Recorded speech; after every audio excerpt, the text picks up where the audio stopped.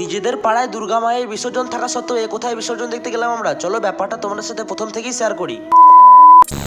Hey guys, আমি অর্ণব এসে গেছি তোমাদের সামনে আবারও একটা নতুন মিনি ব্লগ নিয়ে। তো ঘটনাটা দুর্গাপুজোর একাদশী দিনে সকাল সকাল একবার এসেছিলাম খামার, কারণ আগের দুদিনের বৃষ্টিতে টেলারটাতে জল জমে গেছিলো। তাই গাড়িটাকে সরিয়ে এমন জায়গায় রাখা হলো যেখানে জল পড়লেও টেলারে জমবে না। এখানে সব কিছু ঠিকঠাক করে দিয়ে চলে গেছিলাম বাড়ি।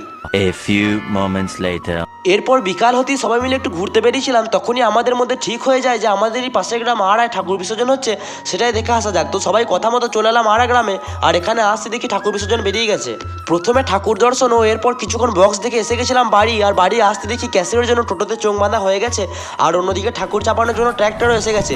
এরপর একবার ঠাকুরতলায় এসেছিলাম, তখনই দেখি ক্যাসিওর দলও এসে গেছে আর বাজানোও শুরু করে দিয়েছে।